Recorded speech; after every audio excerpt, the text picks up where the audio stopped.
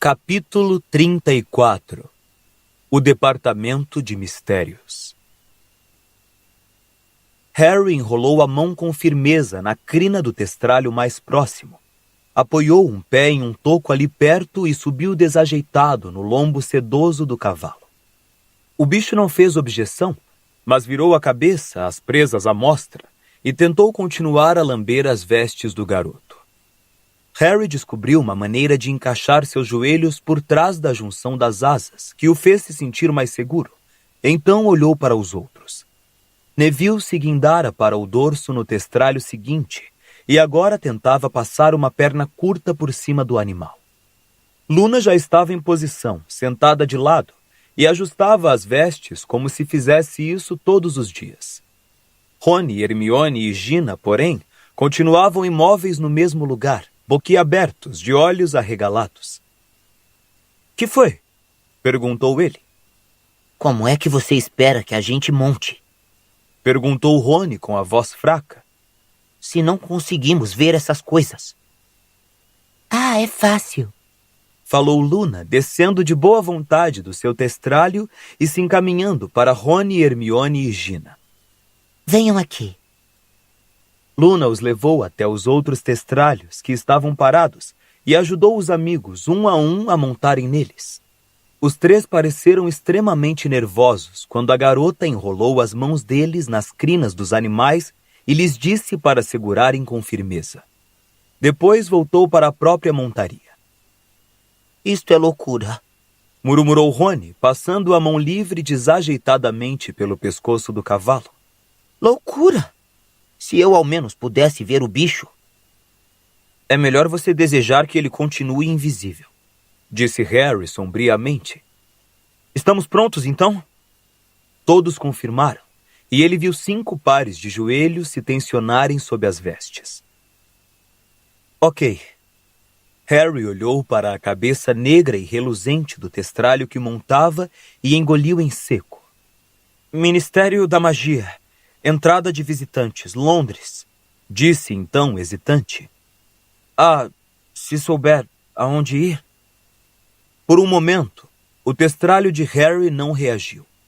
Então, com um movimento amplo que quase o desmontou, abriu as asas. Encolheu-se lentamente e em seguida subiu como um foguete. Tão rápido e tão abruptamente que Harry teve de apertar as pernas e os braços em torno dele para evitar escorregar por suas ancas ossudas. O garoto fechou os olhos e apertou o rosto contra a crina sedosa do cavalo, ao romperem pelos ramos mais altos das árvores e saírem voando em direção ao poente vermelho sangue. Harry achou que nunca se deslocara com tanta rapidez. O testralho passou veloz sobre o castelo, suas grandes asas mal se movendo. O ar frio fustigava o rosto dele. Os olhos apertados contra o vento, o garoto olhou para os lados e viu seus 5 companheiros acompanhando-o, cada qual mais achatado possível sobre o pescoço do testralho, para se proteger do turbilhão de ar produzido pelo bicho. Sobrevoaram os terrenos de Hogwarts, passaram por Hogsmeade. Harry viu montanhas e vales profundos no solo. Quando a luz do dia começou a desaparecer, Harry viu surgirem pequenas coleções de luzes à medida que passavam sobre outras tantas cidadezinhas. Depois uma estrada tortuosa, em que um único carro subia com esforço as montanhas a caminho de casa. — Que coisa bizarra! Harry ouviu Rony berrar indistintamente de algum ponto às suas costas. E ficou imaginando como a pessoa devia se sentir voando em tal velocidade, a tal altura, sem meios visíveis de sustentação. O crepúsculo caiu. O céu foi mudando para um arroxeado melancólico, pontilhado de minúsculas estrelas prateadas. E não tardou que apenas as luzes das cidades trouxas indicassem a distância a que se encontravam do chão ou a velocidade a que estavam viajando. Os braços de Harry abraçavam com força o pescoço do cavalo, como se quisesse vê-lo voar ainda mais rápido. Quanto tempo teria decorrido desde que vira Sirius caído no chão do Departamento de Mistérios? Quanto tempo mais seu padrinho poderia resistir a Voldemort?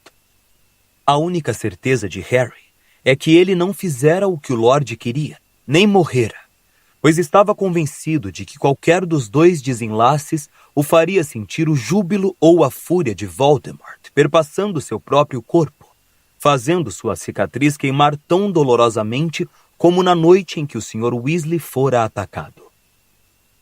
Eles continuaram avançando pela escuridão que se adensava. Harry sentiu o rosto tenso e frio, e as pernas dormentes de comprimir com tanta força os flancos do testralho, mas ele não ousava mudar de posição para não escorregar. Ensurdecera com o ronco do frio vento noturno em suas orelhas, e sua boca estava seca e gelada.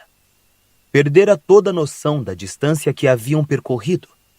Toda a sua fé estava no animal embaixo dele, que continuava a cortar a noite deliberadamente, quase sem bater asas em seu avanço veloz. Se chegassem tarde demais...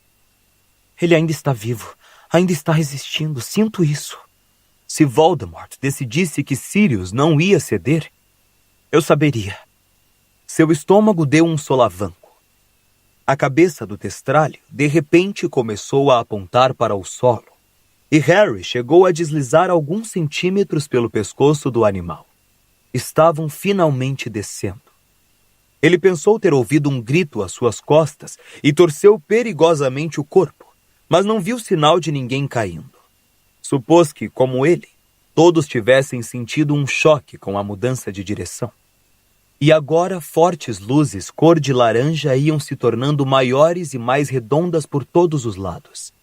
Podiam ver os altos dos edifícios, cadeias de faróis que lembravam olhos de insetos, quadrados amarelo claros assinalando as janelas. Subitamente, pareceu a Harry, estavam se precipitando em direção à calçada. Harry se agarrou ao testralho com as suas últimas forças, preparando-se para um impacto repentino. Mas o cavalo pousou no chão escuro com a leveza de uma sombra, e Harry escorregou do seu dorso, espiando a rua ao seu redor, onde a caçamba transbordando lixo continuava a uma pequena distância da cabine telefônica depredada, ambas descoradas à claridade uniforme e laranja dos lampiões da rua. Rony aterrissou um pouco adiante e imediatamente caiu do testralho para a calçada. Nunca mais, disse, esforçando-se para se erguer. Fez menção de se afastar do cavalo, mas incapaz de vê-lo, colidiu com seus quartos traseiros e quase caiu outra vez. Nunca mais. Foi a pior... Hermione e Gina desceram uma a cada lado dele. As duas escorregaram da montaria um pouco mais graciosamente do que Rony, embora com expressões semelhantes de alívio por voltar à terra firme. Neville saltou tremendo, e Luna desmontou suavemente. Então, aonde vamos agora? Perguntou ela a Harry num tom cortês e interessado, como se tudo aquilo fosse uma curiosa excursão de um só dia. Por aqui. Ele deu uma palmadinha breve de agradecimento em seu testralho. Depois conduziu os amigos rapidamente para a cabine telefônica e abriu a porta. Andem logo! Apressou os que hesitavam. Rony e Gina entraram obedientes. Hermione, Neville e Luna se apertaram na cabine atrás deles. Harry deu uma última olhada nos testralhos, agora procurando restos de comida podre na caçamba. Depois comprimiu-se atrás de Luna. Quem estiver mais próximo do telefone diz que 62442, disse ele. Rony discou, seu braço estranhamente dobrado para alcançar o disco. Quando este voltou ao ponto inicial, a voz tranquila de mulher ecoou na cabine. Bem-vindos ao Ministério da Magia. Por favor, informem seus nomes e o objetivo da visita. Harry Potter, Rony Weasley, Hermione Granger, disse Harry imediatamente. Gina Weasley, Neville Longbottom, Luna Lovegood. Estamos aqui para salvar a vida de alguém, a não ser que o seu ministério possa fazer isso primeiro. Obrigada, disse a voz tranquila. Visitantes, por favor, apanhem os crachás e o prendam no peito das vestes. Meia dúzia de crachás saíram da fenda de devolução de moedas. Hermione recolheu-os e os entregou em silêncio a Harry, por cima da cabeça de Gina. Ele olhou-o de cima. Harry Potter, missão de salvamento. Visitantes ao ministério, os senhores devem se submeter a uma revista e apresentar suas varinhas para registro na mesa da segurança, localizada ao fundo do átrio. Ótimo! Exclamou Harry em voz alta, sentindo a cicatriz dar mais uma fisgada. Agora podemos descer? O piso da cabine estremeceu e a calçada se elevou, passando por suas vidraças. Os testralhos que catavam restos foram desaparecendo de vista. A escuridão se fechou sobre as cabeças dos garotos, e com um ruído surdo de trituração, eles desceram às profundezas do Ministério da Magia. Uma réstia de suave luz dourada iluminou seus pés e ampliou-se para os seus corpos.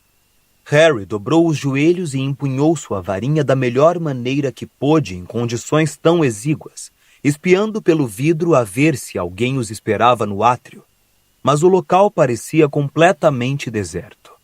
A luz estava mais fraca do que de dia. Não havia lareiras acesas sob os consoles engastados nas paredes, mas à medida que o elevador foi parando suavemente, ele observou que os símbolos dourados continuavam a se mover sinuosamente no escuro teto azul. O Ministério da Magia deseja aos senhores uma noite agradável, disse a voz de mulher. A porta da cabine telefônica se escancarou. Harry saiu tropeçando, seguido por Neville e Luna. O único som no átrio era a torrente contínua de água na fonte dourada, que jorrava das varinhas da bruxa e do bruxo, da ponta da flecha do centauro, do gorro do duende e das orelhas dos elfos domésticos para o tanque ao redor. Vamos, disse Harry baixinho, e os 6 saíram correndo pelo saguão, Harry à frente. Passaram pela fonte e se dirigiram à mesa onde o bruxo vigia, que pesara a varinha de Harry, se sentara, e que agora estava deserta. Harry tinha certeza de que devia haver um segurança ali. Certamente sua ausência era um mau sinal, e seu pressentimento se intensificou quando cruzaram os portões dourados para o elevador. Ele apertou o botão de descida mais próximo, e um elevador apareceu com um enorme ruído, quase imediatamente. As grades douradas se abriram, produzindo um grande eco metálico, e eles embarcaram depressa. Harry apertou o botão de número 9. As grades se fecharam com estrépito e o elevador começou a descer, balançando com grande ruído. Harry não percebera como esses elevadores eram barulhentos no dia em que viera com o Sr. Weasley. Tinha certeza de que despertariam cada segurança no edifício. Porém, quando o elevador parou, a voz tranquila de mulher anunciou: Departamento de Mistérios. E as grades se abriram. Eles saíram para o corredor onde nada se movia, exceto as chamas dos archotes mais próximos, bruxuleando na corrente de ar produzida pelo elevador. Harry se virou para a porta preta e simples.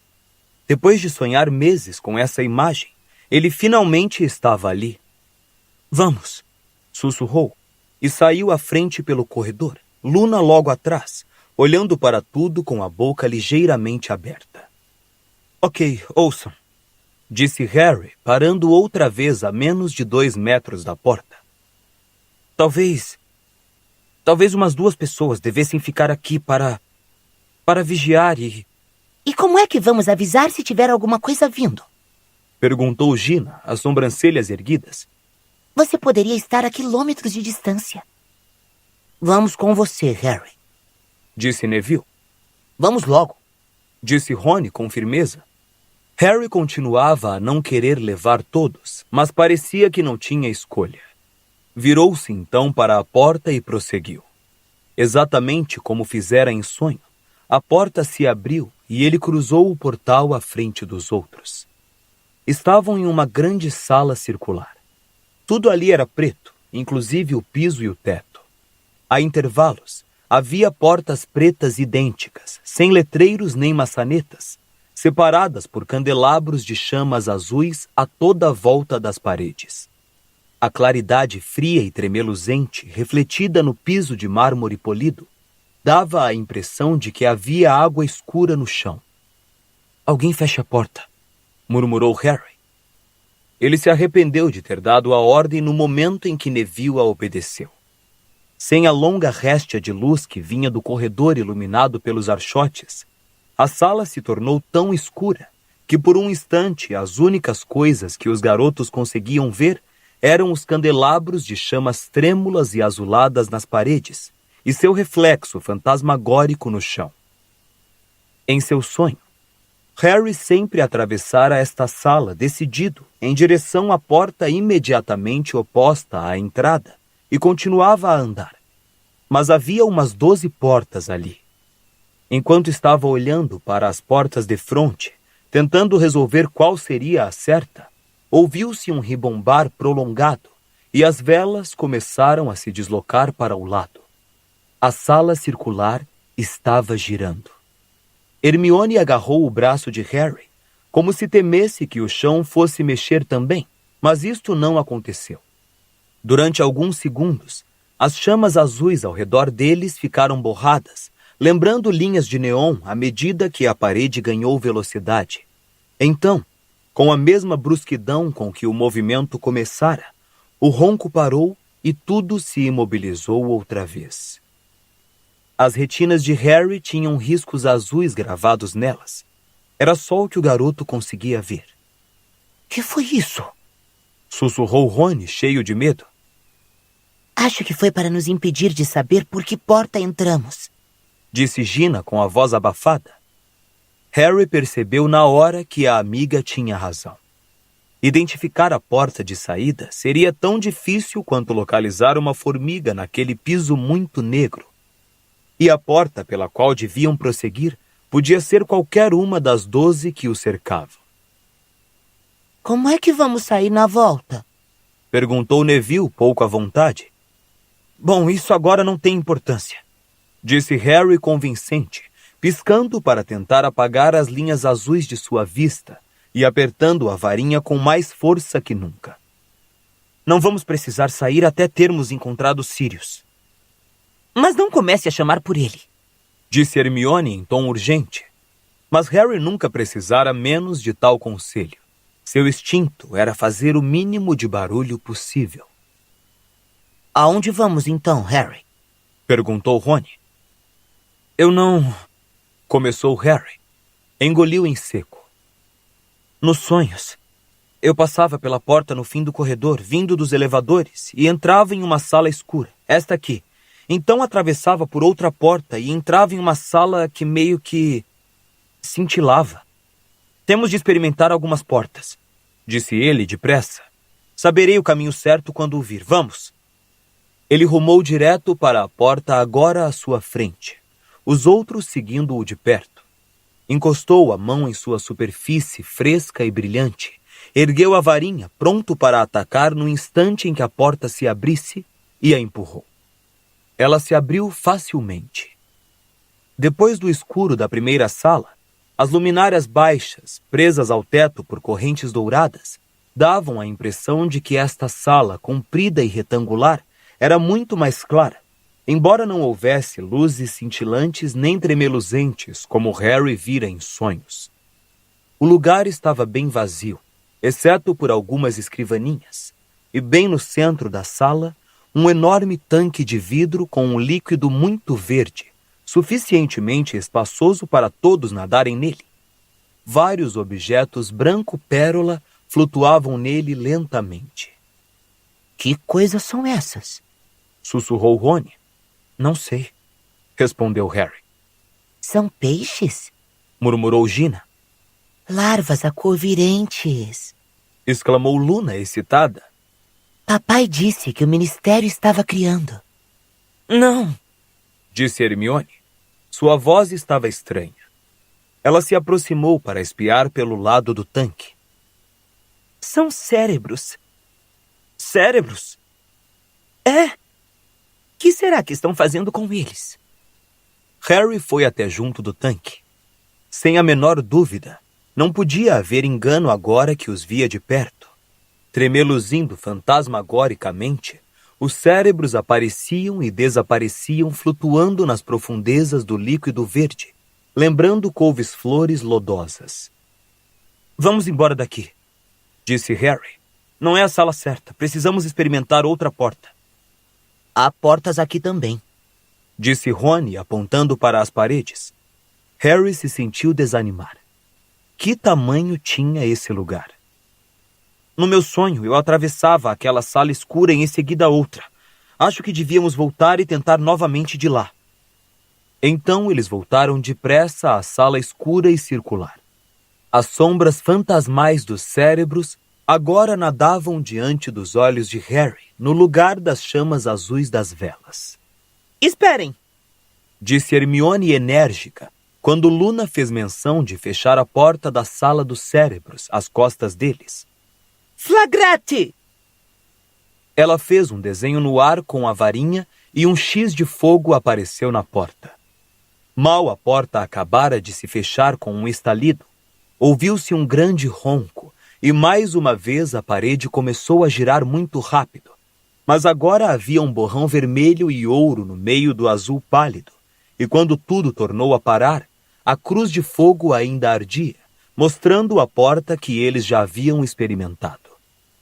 Bem pensado, disse Harry. Ok, vamos experimentar esta aqui.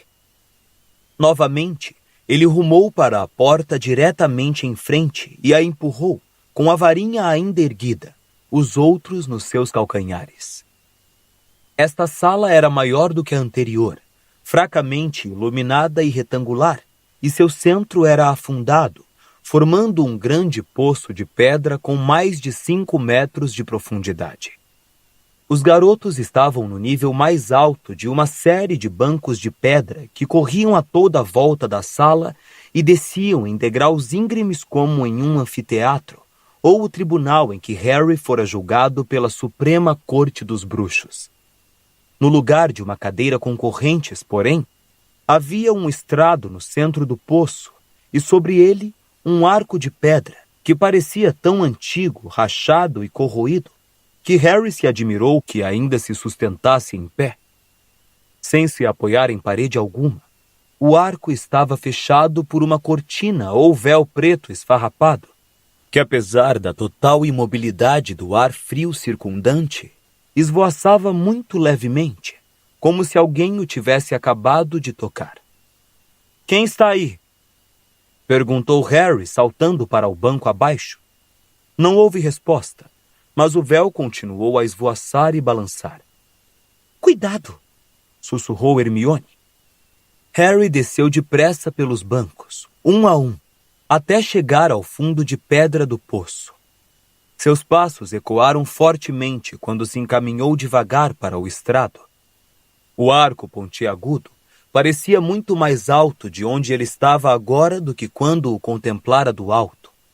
O véu continuava a balançar suavemente, como se alguém tivesse acabado de passar. Sirius! Harry tornou a chamar, mas em voz mais baixa agora que estava mais próximo. Tinha a estranha sensação de que havia alguém parado além do véu, do outro lado do arco. Apertando com força a varinha na mão, ele contornou o estrado, mas não havia ninguém. Só o que via era o outro lado do véu preto e esfarrapado. Vamos embora! Chamou Hermione do meio da escadaria. Não é a sala certa, Harry. Anda, vamos logo! Ela parecia amedrontada, muito mais do que estivera na sala onde os cérebros flutuavam, mas Harry achou que o arco possuía uma certa beleza, por mais velho que fosse. O véu ondulando suavemente o intrigava. Ele sentiu um forte impulso de subir no estrado e atravessá-lo. Harry, vamos embora, ok? Insistiu Hermione com maior veemência. Ok, respondeu ele, mas não se mexeu. Acabara de ouvir alguma coisa. Sussurros fracos, sons de murmúrios vinham do outro lado do véu. Que é que você está dizendo? Perguntou ele muito alto, fazendo suas palavras ecoarem pelos bancos de pedra. Ninguém está falando, Harry, disse Hermione, agora se aproximando. Alguém está sussurrando ali atrás, disse ele, fugindo do alcance de Hermione e continuando a franzir a testa para o véu. É você, Rony? Estou aqui, cara. Disse Rony, aparecendo do outro lado do arco. Ninguém mais está ouvindo? Perguntou Harry, porque os sussurros e murmúrios estavam se tornando mais altos. Sem ter intenção de pisar ali, ele viu que seu pé estava em cima do estrado. Eu também estou ouvindo, cochichou Luna, reunindo-se a eles pela lateral do arco e observando o véu ondular. Tem gente aí dentro. O que é que você quer dizer com esse aí dentro? Hermione exigiu saber, saltando do último degrau e parecendo muito mais zangada do que a ocasião exigia. Não tem ninguém aí dentro, é apenas um arco, não tem espaço para ninguém dentro dele. Harry, pare com isso, vamos embora. Ela o agarrou pelo braço, mas ele resistiu. Harry, a gente veio aqui por causa dos Sirius, disse ela com a voz tensa e aguda. Sirius, repetiu Harry, ainda fitando e hipnotizado o véu que balançava sem parar. Alguma coisa finalmente voltou ao lugar em seu cérebro. Sirius, capturado, amarrado e torturado, e ele ali olhando para esse arco. Harry se afastou vários passos do estrado e desviou com esforço o olhar do véu. Vamos, disse. É isso que estive tentando... Bom, vamos então, falou Hermione e saiu à frente, contornando o estrado. Do outro lado, Gina e Neville estavam parados olhando o véu também, aparentemente em transe. Sem falar, Hermione segurou o braço de Gina e Rony o de Neville, e eles conduziram os amigos com firmeza ao primeiro banco de pedra e subiram em direção à porta. Que é que você acha que aquele arco era? Perguntou Harry a Hermione quando chegaram à sala circular e escura. Não sei, mas fosse o que fosse, era perigoso, afirmou ela, marcando a porta com uma cruz de fogo. Mais uma vez, a parede girou e parou. Harry se dirigiu a mais uma porta ao acaso e a empurrou. Ela não cedeu. Que foi? Perguntou Hermione. Está trancada, disse Harry, jogando o peso contra a porta, mas ela não se moveu. Então é essa, não é? Disse Rony excitado, juntando-se a Harry na tentativa de forçar a porta a abrir. Tem de ser. Saiam da frente, mandou Hermione. Ela apontou a varinha para o lugar normal na fechadura em uma porta comum e disse: Alô, Romora! Nada aconteceu. O canivete de Sirius, lembrou Harry. Ele o tirou do bolso interno das vestes e inseriu na fresta entre a porta e a parede. Os outros o observaram ansiosos deslizar o canivete de alto a baixo, retirá-lo e então tornar a empurrar o ombro contra a porta. Ela continuou tão fechada quanto antes, e mais ainda, quando Harry olhou para o canivete, viu que a lâmina derretera. Certo, vamos sair dessa sala, disse Hermione decidida. Mas e se for a tal? Perguntou Rony, olhando-a ao mesmo tempo com apreensão e desejo. Não pode ser. Harry passou por todas as portas em sonho, disse Hermione, marcando a porta com outra cruz de fogo, enquanto Harry repunha no bolso o canivete inutilizado do padrinho. Você sabe o que poderia haver aí dentro? Perguntou Luna ansiosa, quando a parede recomeçou a girar mais uma vez. Alguma coisa estridulosa, com certeza, disse Hermione baixinho, e Neville soltou uma risadinha nervosa. A parede foi parando, e Harry, com uma sensação de crescente desespero, empurrou a porta seguinte. É essa! Reconheceu-a imediatamente pelas belas luzes que dançavam e cintilavam como diamantes. Quando os olhos de Harry se acostumaram à claridade intensa, ele viu relógios refulgindo em cada superfície. Grandes e pequenos, relógios de estojo e alça e de pêndulo, expostos nos intervalos das estantes ou sobre as escrivaninhas, por toda a extensão da sala, e cujo tic-taquear incessante enchia o ambiente como se fossem milhares de pés em marcha. A fonte da luz que dançava e cintilava era um vidro alto de cristal em forma de sino a uma extremidade da sala. Por aqui! O coração de Harry começou a bater freneticamente agora que sabia que estava no caminho certo. Ele saiu à frente pelo pequeno espaço entre as escrivaninhas, dirigindo-se, como fizera em sonho, à fonte de luz, o vidro de cristal em forma de sino, que era quase de sua altura e parecia estar cheio de um vento luminoso que soprava em ondas. Ah, olhem! Exclamou Gina quando se aproximaram, apontando para o interior do vidro. Flutuando ali, na correnteza luminosa, havia um minúsculo ovo que brilhava como uma joia. Quando subia, o ovo se abria e dele emergia um beija-flor, que era impelido para o alto, mas ao ser apanhado pela corrente de ar, voltava a molhar e amarrotar as penas, e quando chegava ao fundo do vidro, encerrava-se mais uma vez em seu ovo. Não parem! Disse Harry com rispidez, porque Gina demonstrava querer parar para apreciar a transformação do ovo em pássaro. Você demorou bastante naquele arco velho. Respondeu ela zangada, mas seguiu-o além do vidro em direção à única porta que havia.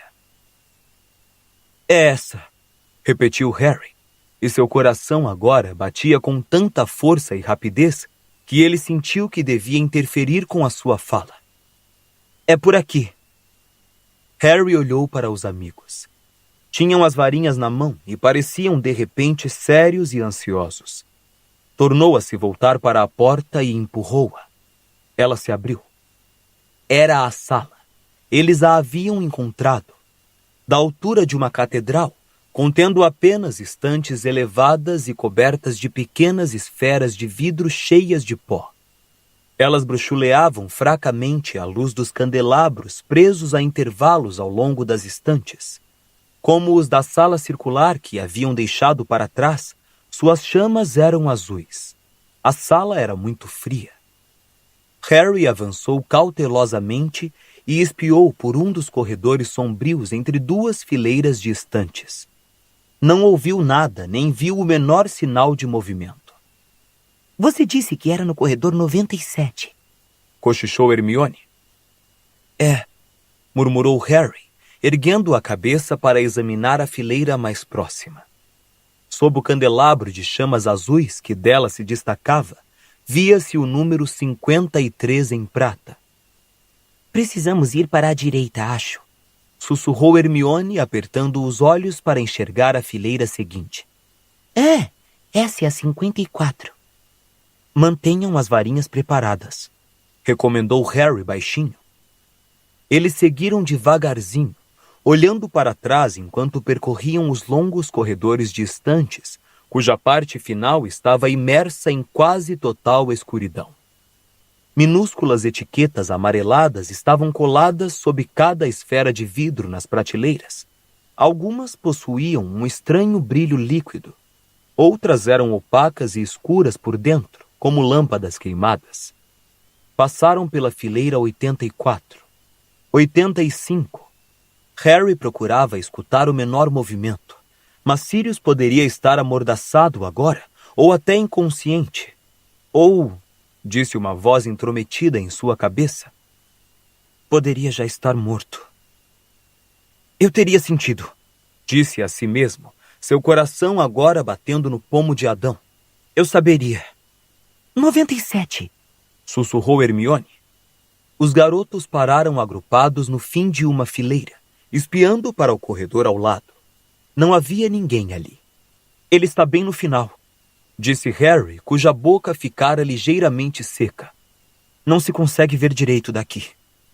E Harry os conduziu entre as estantes muito altas com as esferas de vidro, algumas das quais refugiam suavemente quando eles passaram. Ele deve estar perto, sussurrou Harry, convencido de que cada passo iria trazer a visão de Sirius em farrapos no chão escuro.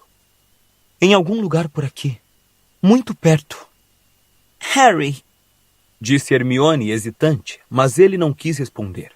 Sua boca estava muito seca. Em algum lugar por aqui. Haviam chegado ao fim do corredor e saíram para a claridade fraca das velas. Não havia ninguém ali. Tudo era um silêncio ressonante e empoeirado. Ele poderia estar... sussurrou Harry rouco, espiando para o próximo corredor. Ou talvez... E correu a olhar o corredor além.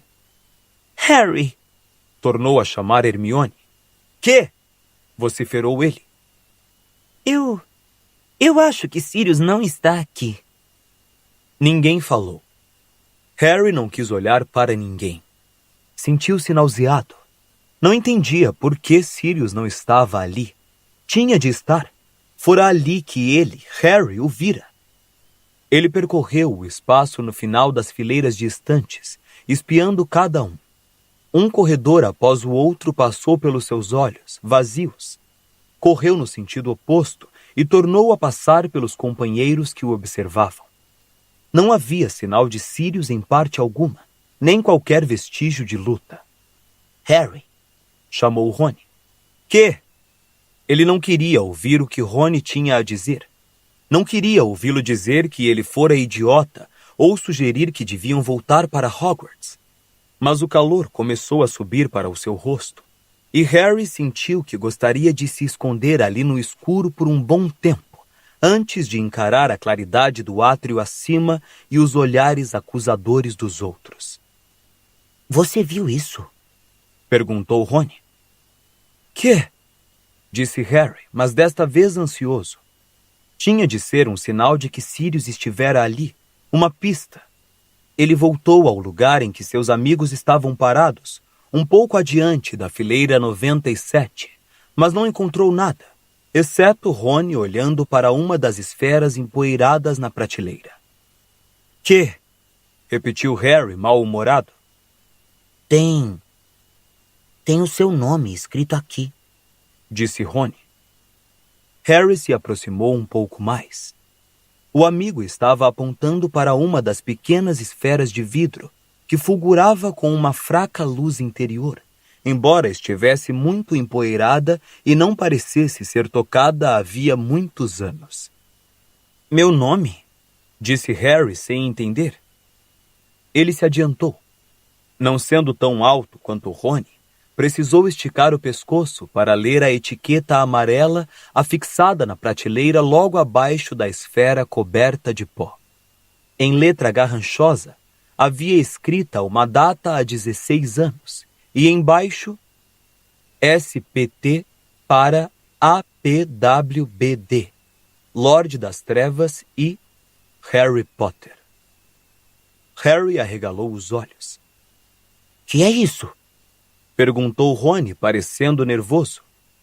Que é que o seu nome está fazendo aqui? Rony correu o olhar pelas outras etiquetas naquela prateleira. Eu não estou aqui. Disse ele, perplexo. Nenhum de nós está. Harry, acho que você não devia tocar nisso. Disse Hermione enérgica quando o garoto esticou a mão. Por que não? Disse ele. É alguma coisa ligada a mim, não é? Não, Harry. Disse Neville repentinamente. Harry olhou para o amigo. O suor brilhava levemente no seu rosto redondo e dava a impressão de que não podia aguentar mais tanto suspense. Tem o meu nome nela, disse Harry. E sentindo-se um pouco mais afoito, ele fechou os dedos em torno da superfície empoeirada da peça. Esperava que fosse fria, mas não. Ao contrário, parecia que estivera no sol durante horas, como se o seu fulgor interno a aquecesse. Esperando, e até ansiando que alguma coisa dramática fosse acontecer, alguma coisa excitante que pudesse afinal justificar sua longa e perigosa viagem, Harry tirou a esfera da prateleira e examinou-a. Nada aconteceu. Os outros se aproximaram mais de Harry, mirando o globo enquanto ele limpava a poeira que o recobria. Então, às costas deles, uma voz arrastada falou. Muito bem, Potter. Agora se vire muito devagarzinho e me entregue isso.